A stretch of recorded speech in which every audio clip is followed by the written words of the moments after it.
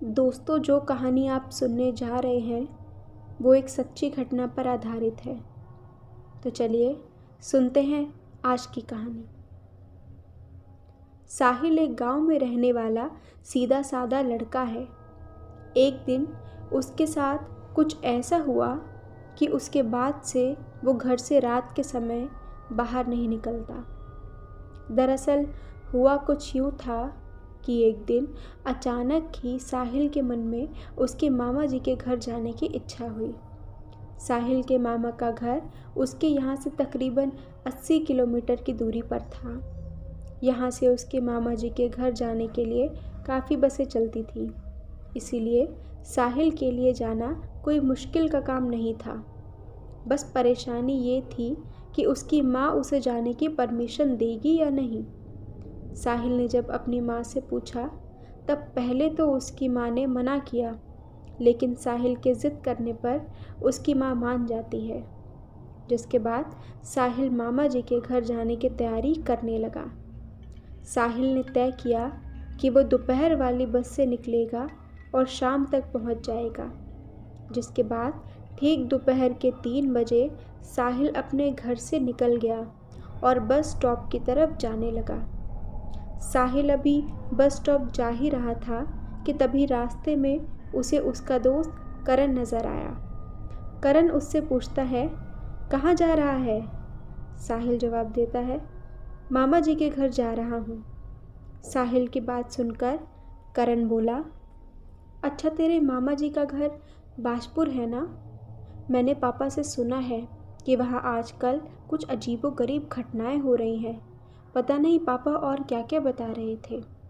करण की बात सुनकर साहिल बोला, ये सब बेकार की बातें हैं, मैं इन सब पर विश्वास नहीं करता।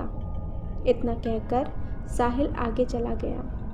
वो सीधे बस स्टॉप पहुंचा और वहां से बाजपुर जाने वाले बस पर सवार हो गया। साहिल की किस्मत इसी के साथ ही खराब होनी शुरू हो चुकी थी, क्योंकि साहिल जिस बस पर सवार हुआ था उस खटारा को देखकर लग नहीं रहा था कि वो साहिल को अनुमानित वक्त पर बाजपुर पहुंचा भी पाएगी। मगर साहिल अब कुछ कर भी नहीं सकता था। बस को चलते हुए करीब 1 घंटा हो चुका था।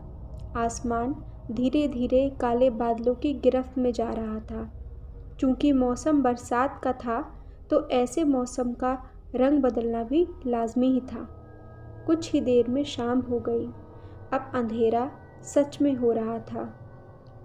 यूं कुछ देर तक चलने के बाद बस बाजपुर गांव पहुंची। बस रुकते ही साहिल नीचे उतरा। उसके अलावा बस से वहां पर और कोई नहीं उतरा था। बस साहिल को वहां उतार कर वहां से चली गई।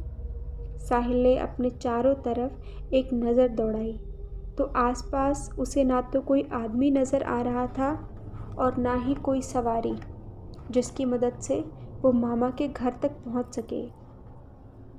साहिल को समझ नहीं आ रहा था कि गांव का हाल ऐसा क्यों है। पहले तो यहाँ रात भर गाड़ियाँ आती जाती रहती थी और लोगों की चहलकदमी भी होती थी। साहिल ये सोचता हुआ चलता गया कि तभी उसे वहाँ एक चाय की दुकान नज़र आई। साहिल को लगा कि उस चाय वाले को सब पता होगा, सो वो उस चाय की दुकान के नज़दीक गया तो उसने पाया कि वो दुकान वाला भी अपनी दुकान बंद कर रहा है और वो बड़ी जल्दी में नज़र आ रहा था कि तभी साहिल ने उस दुकान वाले से पूछा, चाचा, इतनी जल्दी दुकान क्यों बंद कर रहे हो? तो चाय वाला बोला, वो क्या है कि मौसम सही नहीं लग रहा है और ऊपर से उनका भी डर है ना। इस पर साहिल बोला, उनका किनका डर? साहिल की बात पर चाय वाला बोला, आप नए लगते हैं यहाँ। तो साहिल बोला, नहीं, यहाँ मेरे मामा का घर है। हाँ, इससे पहले मैं काफ़ी सालों पहले आया था यहाँ। साहिल की बात पर चाय वाला बोला, साहब, आपसे बहस करने का मेरे पास वक्त नहीं है। बारिश आए इससे पहले आप यहाँ से निकल जाओ, वरना बुरे फंसोगे। साहिल को लगा कि ज़रूर ये आदमी दिमाग से हल्का है, वरना ये बेतुकी बातें नहीं करता। इसीलिए साहिल ने और कुछ बोलना ठीक नहीं समझा। साहिल वहाँ खड़े खड़े घर पहुँचने का उपाय ढूंढ ही रहा था कि तभी चाय वाला बोला, कहो तो मैं आपको अपने घर ले जा सकता हूँ, क्यों चलोगे? इस पर साहिल ने साफ साफ मना कर दिया तो वो चाय वाला अपनी दुकान बंद करके वहाँ से चला गया। अब साहिल उस पूरे इलाके में अकेला इंसान बचा था। दूर दूर तक उसे उसके अलावा कोई नज़र नहीं आ रहा था। कहीं ना कहीं उसे थोड़ा अजीब तो लग रहा था। खैर, उसने पैदल चलना शुरू कर दिया क्योंकि उसके अलावा उसके पास और कोई चारा भी नहीं था। रास्ता पूरी तरह से सुनसान और अंधेरे में डूबा हुआ था। ऊपर से आजू बाजू जंगल होने के कारण माहौल और भी डरावना लग रहा था। झींगुरों की आवाज़ें साहिल के कान में लगातार गूंजे जा रही थीं। साहिल आगे बढ़ ही रहा था कि तभी एक काली बिल्ली ने उसका रास्ता काट दिया। साहिल उसी जगह रुक गया।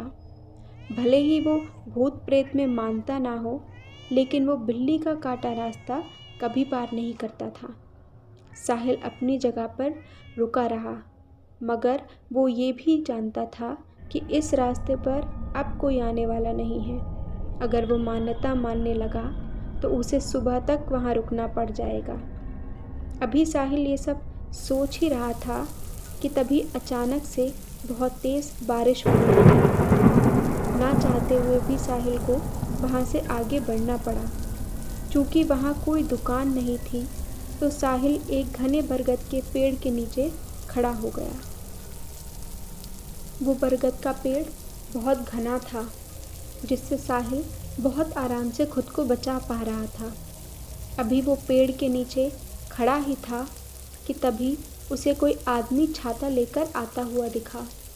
वो आदमी साहिल के पास आकर खड़ा हो गया। उस आदमी ने खुद को छाते की मदद से छुपा रखा था।